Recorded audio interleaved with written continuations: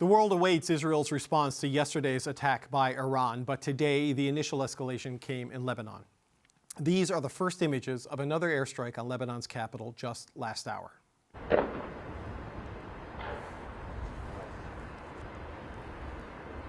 There are early reports of smoke over central Beirut, and Lebanon says at least 2 people have been killed.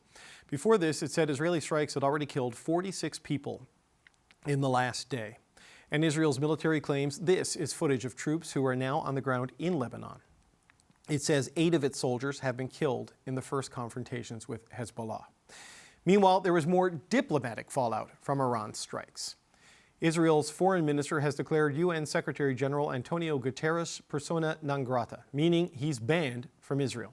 Israel took exception to a statement from Guterres yesterday, which condemned the broadening conflict, but did not specifically mention Iran's attacks. The foreign minister says Guterres will be remembered as a stain on the history of the United Nations. Guterres clarified today. This should have been obvious yesterday in the context of the condemnation I expressed. I again strongly condemn yesterday's massive missile attack by Iran on Israel. So as strikes increase around the region and the diplomatic situation degrades, what hope is there for stopping a regional war? Dennis Horak is a former Canadian ambassador to Saudi Arabia and a former Canadian head of mission in Iran. Dennis, good to see you again. Thanks for being here. Thanks for having me.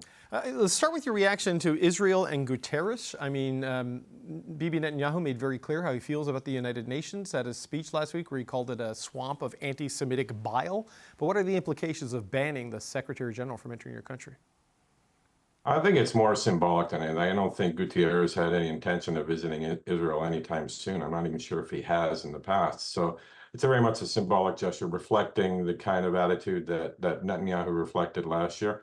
Also, the gap in the statement from Guterres, which he corrected today, which probably should have been not just implied in the statement he issued yesterday, but I don't think it'll have much impact, to be honest.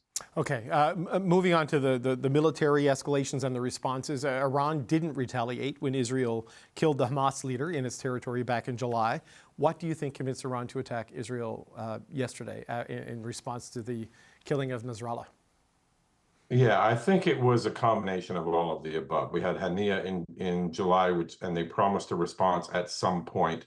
Then you had Nasrallah, then you had the various other actions in Beirut. And I think Iran at some point had to act because I think they were losing some of their credibility amongst the various members of the Axis of Evil and other supporters who felt that, Iran hadn't done anything in response to either Hania or any of the other assassinations that Israel had carried out against the Hezbollah leadership. So I think they needed to react to sort of reestablish their credibility.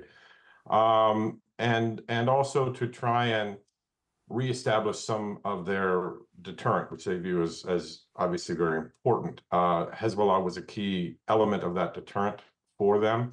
They've been degraded. I don't think there's any question about that. And so Iran wanting to send a message that they still are able to act against Israel when and if they want to, and hopefully in their minds, in any case, that such a large missile attack would reestablish the deterrence for a possible Israeli attack on other facilities, etc.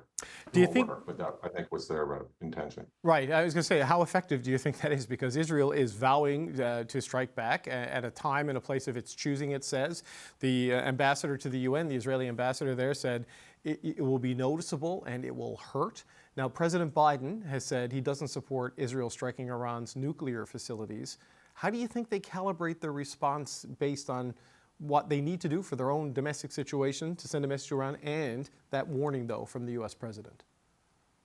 It's going to be a tricky sort of needle to thread, I think, for them, because on the one hand, yes, they absolutely have said very clearly that it's going to be painful and that they're going to respond. On the other hand, I don't think they want to overtly go against what the U.S. president said publicly. Additionally, I don't think they want to escalate this and have keep going tit for tat and climb up the escalatory ladder. So we'll see where it goes. Certainly, I think Iran is a target-rich environment, and as you know, they have the nuclear facilities, which the Americans have said no to. There's potentially as well the oil facilities, which could unleash all sorts of havoc in the entire Gulf region, because I think the Iranians would respond against Arab Gulf oil facilities that are seen to be part of the US orbit, so that could be a problem. The Israelis could hit cities. Of course, that would just open up a whole other can of worms for the Israelis in terms of a response. One possibility, I think it's less likely, is we'll see a repeat of what we saw in April. Given the fact that there were no casualties in Israel, a little bit of damage, well, one casualty, a Palestinian, no major damage, no deaths, and that could perhaps give the Israelis an out, like they did in April, to have some sort of an attack, perhaps a little more stepped up than we saw in April, but something that would perhaps give the Iranians an out to say, okay, we're done, as they did before. Although the Iranians have been very explicit that any retaliation, the Revolutionary Guard have in any case, any retaliation is going to spark another response from Iran. So we could be spiraling for some time, or hopefully, perhaps, we get a repeat of a sort of a stepped up April. It feels like things have escalated, though, the tensions and the situation quite significantly since April, right? Like the military operation in Gaza has wound down. I know there's still many dozen people dying there on a daily basis, but it is not the full focus of the IDF. There's southern Lebanon, and now there's Iran. We keep asking the question, like, is it going to spiral into a wider war? When you're fighting in Gaza, fighting in Lebanon, and shooting at it back and forth with Iran, hasn't it already done that? I mean, what does escalation look like from here? You know, it has obviously has escalated, but a wider war could look a lot worse than this. So there's still a ways to go till we get to that point. And you're right, the context of where we are now compared to where we were in April is very different. And certainly the Israelis, I mean, there's always this question. The Iranian embassy, I think, in Beirut, the day after Nasrallah was killed, talked about how the Israelis, that the rules of the game had changed.